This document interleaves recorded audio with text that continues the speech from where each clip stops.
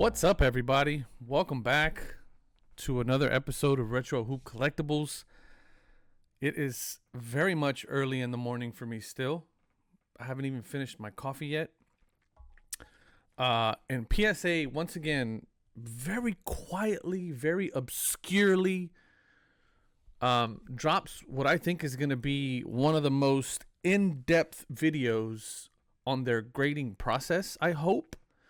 I haven't watched it yet. I caught the first 10 seconds of it on an Instagram post that was done by PSA while I was making my coffee, and I was like, "Holy, hold up a second! I gotta watch this live." You guys know how I like to do this, so here it goes. This is on Alex Giamo. She only has 119 subscribers. I don't know how she managed to get. I don't know who she is. I've never seen her before. She's some sort of sports commentator, I guess. Cute as button. Cutie pie for sure. I see why. I see why Nat took the interview for sure.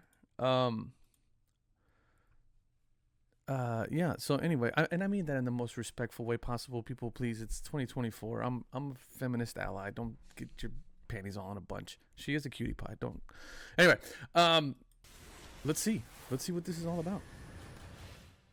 Hi everyone, I'm at the PSA grading facility here in Jersey City, joined by Collector's CEO, Mr. Nat Turner. Nat, it's so good to see you again. Yeah, good to see you. Thank you for having me. No. How did things get started here? Yeah, it's been, let's see, since 1991, started as just trading cards. Really, because dealers back in the day were grading the cards themselves at shows. A third-party authenticator was needed, and PSA has grown to be the biggest division. You've been a collector your entire life. Yeah, I brought some things. So these are not graded, ironically, but these are the first two cards I ever got. My dad gave me those. It's 1975 Topps, number 660, Hank Aaron. That's the next year's highlights card. It's probably worth $3, but that's what got it all started for me. So here's a Griffey. So there's 1989. That's his rookie card from Bowman, and that's actually the Tiffany version. So that's a PSA 10. So that's Jim Mint. It means the centering's perfect, the corners are perfect, everything's perfect on it. So here's another modern card. So that's Mike Trout.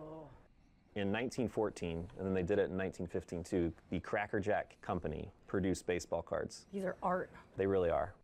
There's Nolan Ryan's. My dad has a couple of these. Yeah? I'm going to bring them to you to get graded. That's a 9. There's only 110 in the world. One? Yeah. Now, why were these so hard to 10? The centering from this way to that way is always tough. So there's a Mickey Mantle card. There's our guy. That's a 9. There is no 10 of that card. Wow. All right, so we're going to take a look at the grading process because I'm here. I have to do it. You need a card to grade, though. So. Yeah, let's do it. I'm so excited. This is nice. Grissom. Awesome. Auto looks pretty good too. All right. Corners look all right. I love the photography. I'm not going to grade it yet, but we're going to grade it. I struggle with this a lot. Best way to protect your card. The standard is to use, we call these penny sleeves. These are soft mylar plastic. You always put the card in one of those first, regardless of what you put it in next. And then the next thing we prefer at PSA is something called a Card Saver 1. Kind of get your index finger to keep it open. Okay. You slide one corner in, then you take your finger out, and then you just squeeze it so it allows the card to go in. There it is. And that card can't really move inside that holder. That's the right way to submit to any grading company. Awesome. I got your boy Grissom again.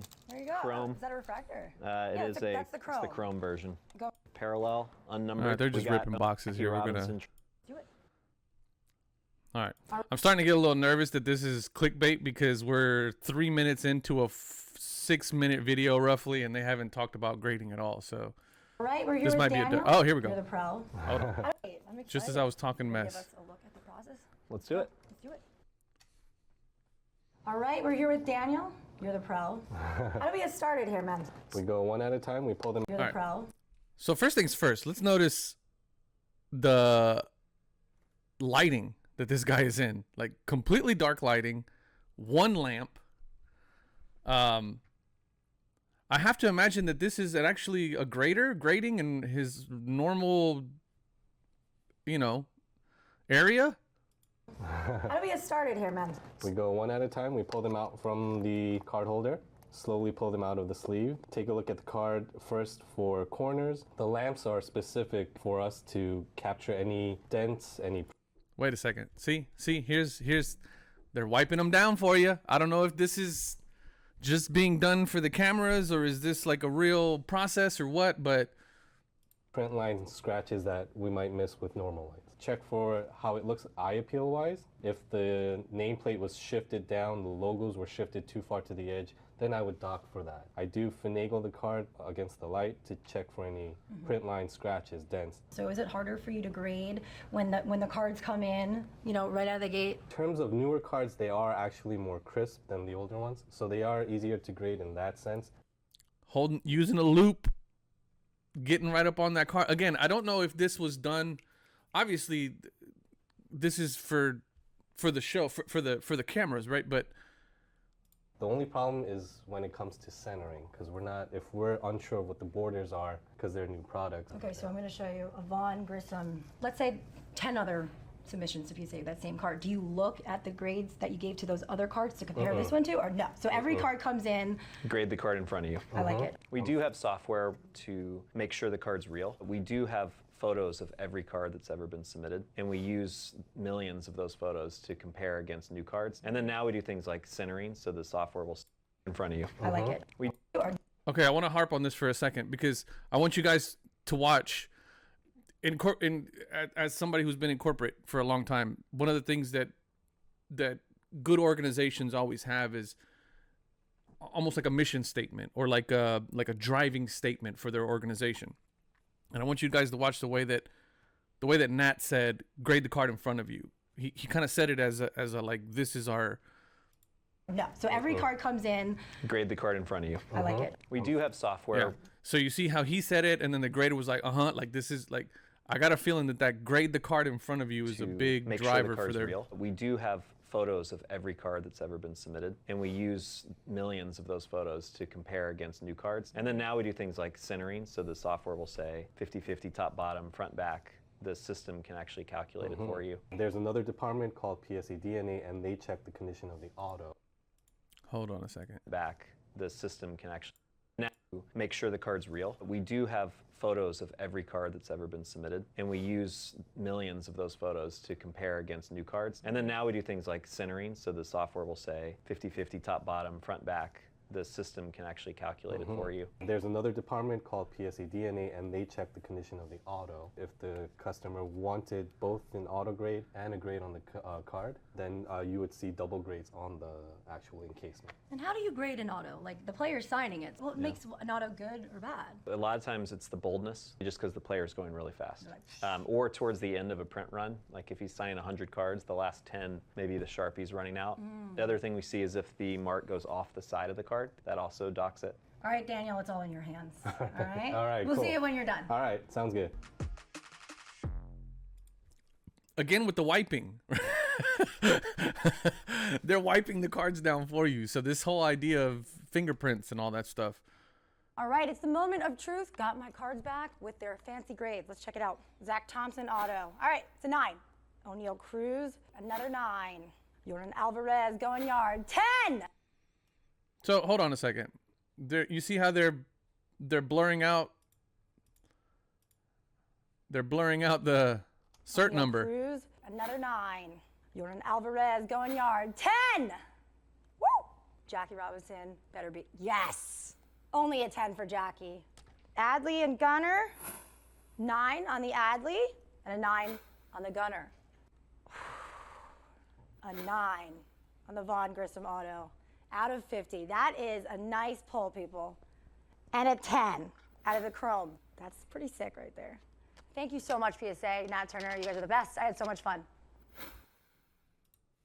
Wow. A lot to digest in that little 6-minute video. AI grading of some sort, machine calculating, centering, is probably one of the bigger things out of this video, in my opinion. Again, I don't know how much of this was done for the video, right? Because obviously the grader was sitting in a room by himself. It looked like there was some other station set up around him, so I imagine that's the type of environment that they're in anyway. He, wiping things down with a microfiber cloth. handling the card with no gloves is an interesting one.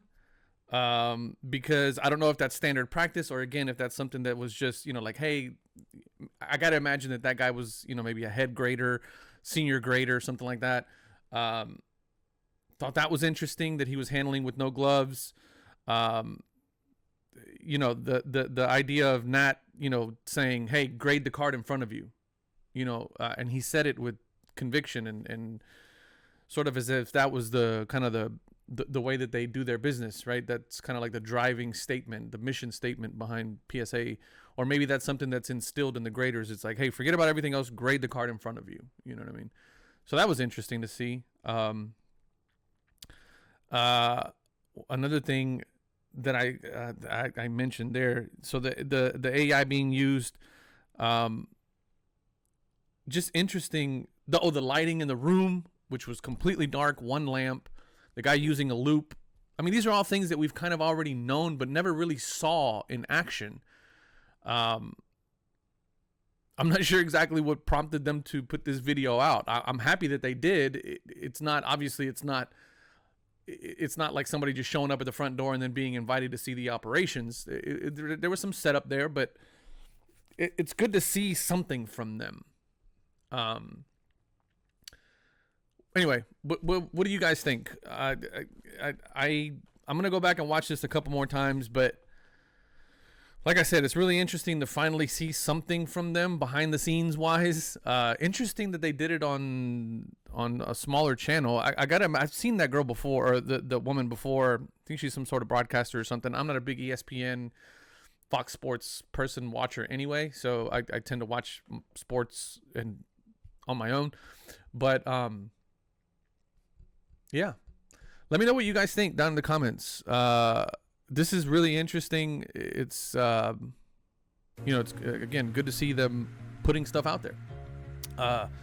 Anyway, leave me a comment. Let me know what you think, and we'll catch you guys on the next video. Love y'all.